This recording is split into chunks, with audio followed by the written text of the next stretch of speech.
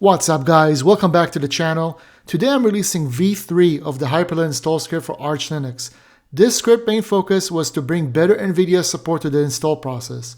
I was also able to bring a few other fun things to the config that I hope you would enjoy. So let's get into it. I'm Saul and let's do tech. Some of you have already seen on the YouTube shorts, I purchased a laptop with an Nvidia GPU so I can better test the issues with Nvidia install. I ended up switching the first laptop I got for this one with the Mach switch since I wanted to be 100% sure I'm using Nvidia GPU during my test.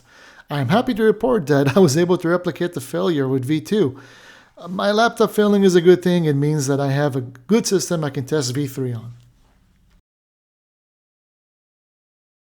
As in my previous videos, I am going to demonstrate how to install a fresh copy of Arch, but if you are already familiar with this process from my previous videos, then you can skip ahead to the V3 script setup. This video is divided into chapters and they are listed in the description. If you want to follow along with installation of Arch, please note that I am assuming that you had already downloaded and created a bootable USB from an ISO. If you are unsure on how to create a bootable USB from an ISO, then check out the link in the description to another video of mine that shows that process. Alright, so here we are all booted up in the prompt. And if you're using Ethernet, you don't have to worry about this next command. The next command I'm punching in is for Wi-Fi only. So in order to connect to the internet via Wi-Fi, we need to use the IWCTL command. Alright, so I'm going to go ahead and punch it in and hit enter. And now we're inside the IWCTL utility and I'll type station WLAN show.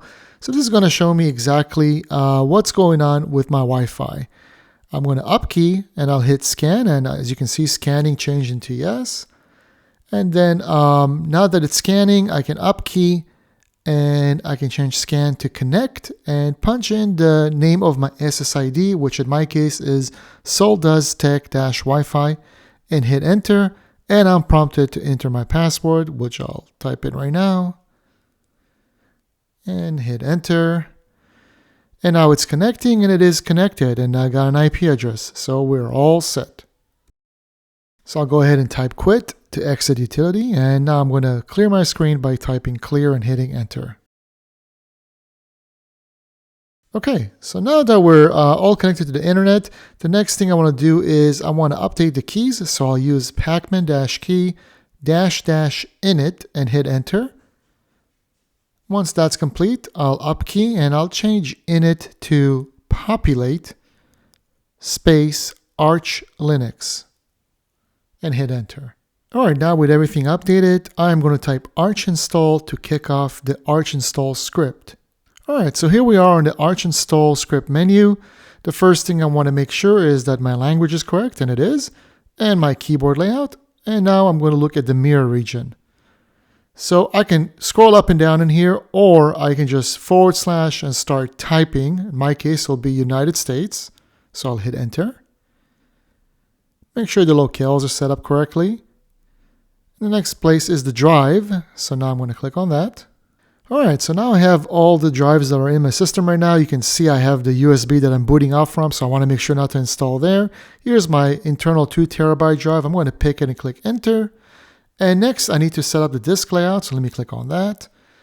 And in my case, I am going to wipe everything off the drive.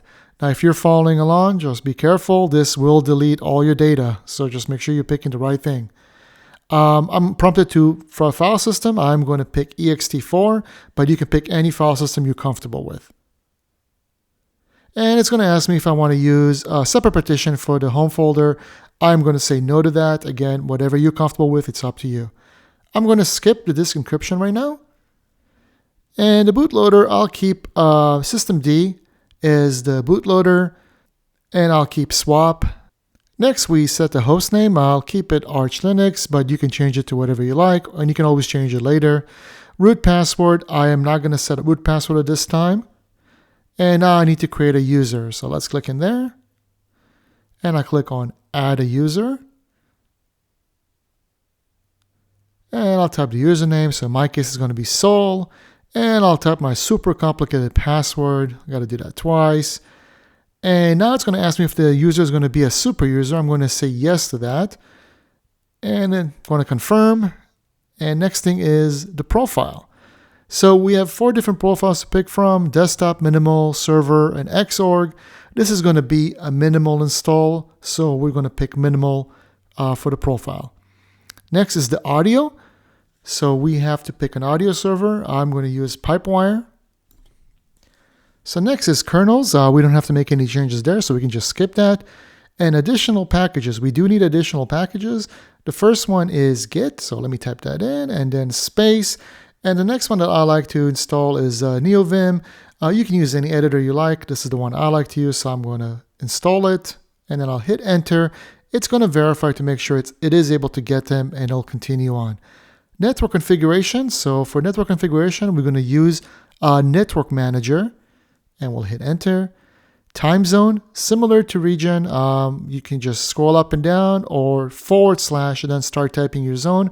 In my case, it's the Los Angeles area, so I'll type that and hit enter. And we'll keep NTP on. And for extra repos, we're going to use the multilib. And now we're ready to install. All right, so this process can take some time. What's happening right now is that your computer is reaching out to the internet, downloading a whole bunch of packages and installing it onto the system. So usually I do recommend to go get a cup of coffee at this point and just let it do its thing. I'm going to fast forward the video, but you can go ahead and pause and just wait for the next prompt to continue on. All right, so once we reach this point, that means everything got installed and we're ready for the next step.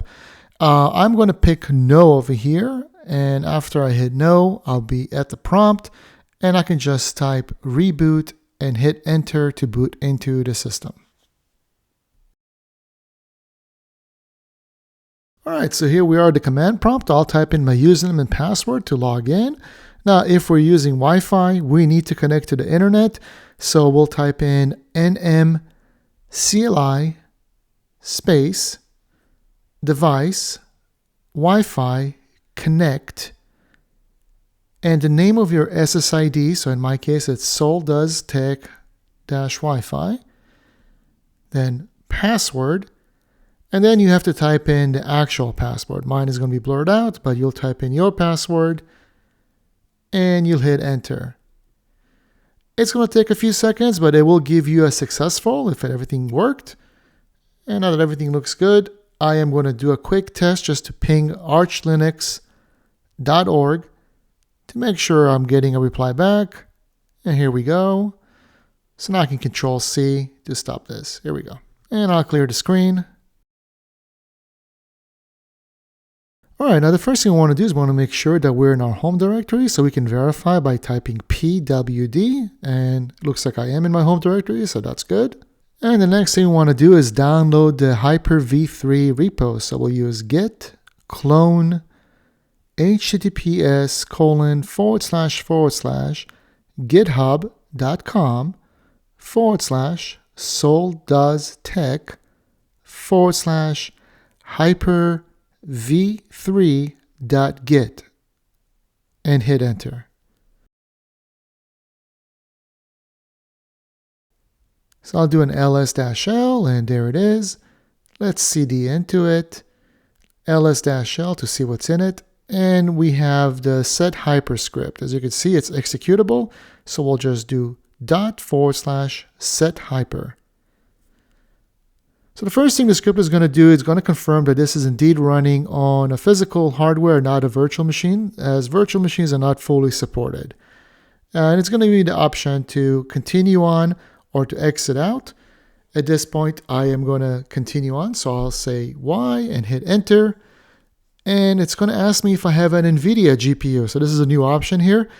Since on this machine, I do have an Nvidia GPU, I'm going to say yes and hit enter.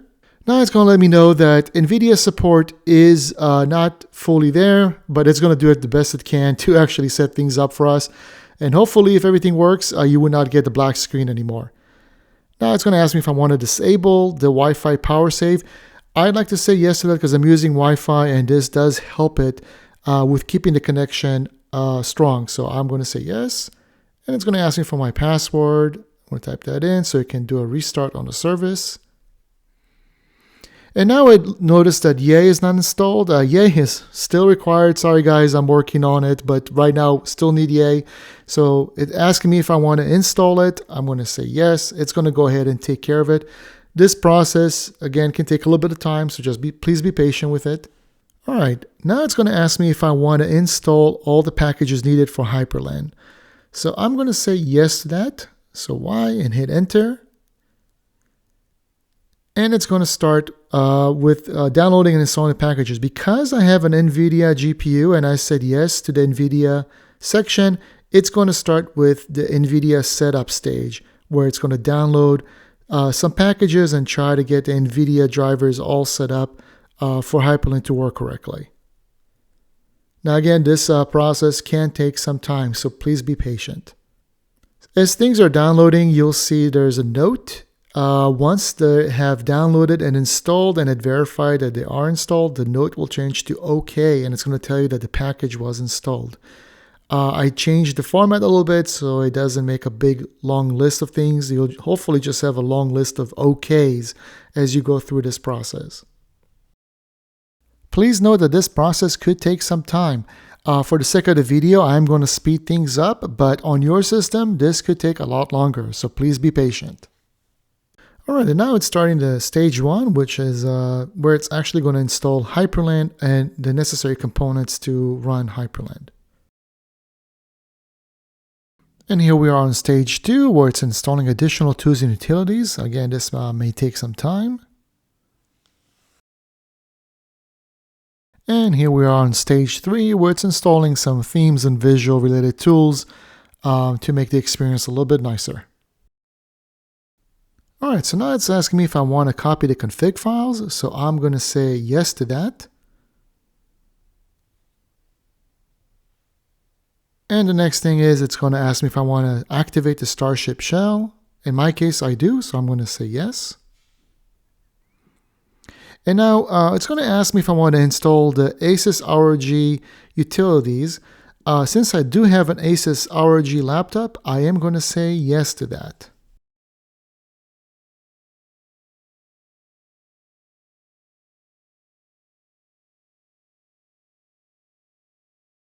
All right, now we reached the end of the script, and since we did pick the Nvidia setup, it's going to give me a prompt asking me to reboot my system. So all I got to do right now is just type reboot and hit enter so the system boots up with the new kernel modules. All right, so after boot, we're going to get to the login menu, and here we are in SDDM. And if everything worked as it should, I will be able to punch in my password and hit login, and Hyprland should come up on Nvidia. So let's see if that works. All right, and here we are. So we are booted into Hyprland on Nvidia using the script. So everything has worked, and I really hope that it also worked on your system. So next, I would like to walk you through the new V3 config. As you can tell from the layout, I went with a more traditional setup for this V3. So at the bottom left side, we have the little arch logo. When you click on it, you get a menu, and you can pick your programs from that. One more click makes it go away. We have the shutdown button, which will bring up the menu for shutting down. We have a lock icon, which will lock the screen.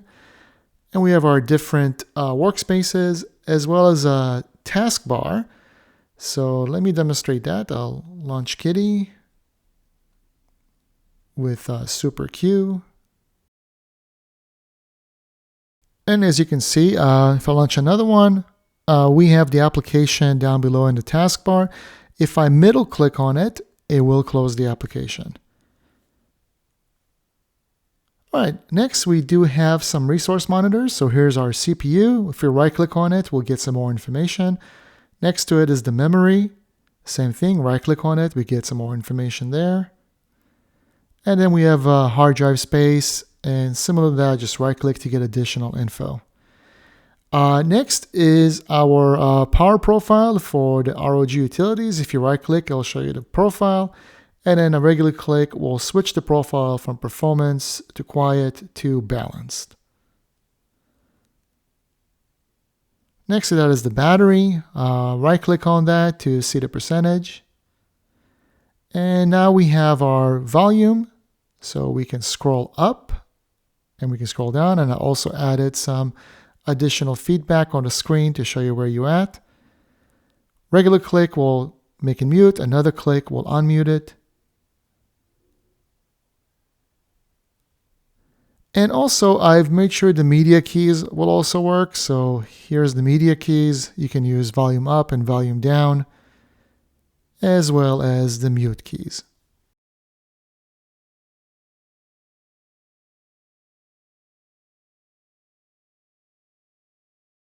Similar situation with your microphone.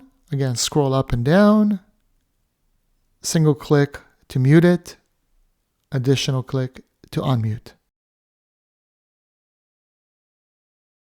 I also forgot to mention that a regular click on any of the resource monitors will give you a BTOP that will show you additional resource, system resource information. You can hit Q to exit that. Back on our audio control, right click on those will actually bring up the GUI audio control menu. And I'll use Super F4 to close that. Next is our brightness for the screen. So scroll up and down to change the brightness level. Next to that, we have our applet. This is for Bluetooth. So right click to get menu for control. Similar for the Wi-Fi and network connectivity, right click on that. Next to that, we have our current weather. Next to that is the clock. Mouse over it to get the date. And then we have our little V3 icon, tells us which version of Hyper we're on. And if you mouse over, I added the default keybinds, so that way you can always see what the keybinds are. And next to that, we have our switched from dark to light theme and back and forth. So you can switch between light and dark theme as you wish just by clicking on that button.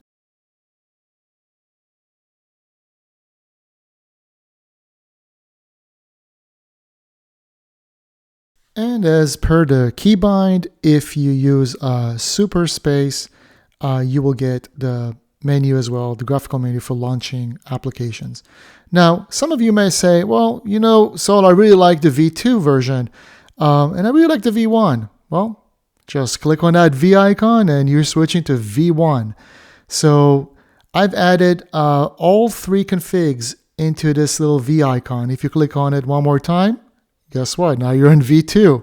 So in this way, you don't have to pick and choose your config. You just click the V icon and it will flip you through from V3 to V1, from V1 to V2, and from V2 to V3. I've modified all those configs to have theme control, so you can have light and dark in both V1, V2, and V3. So I wanted to spend a little bit of time kind of going over the config and how everything works together. So here we are in VS Codium.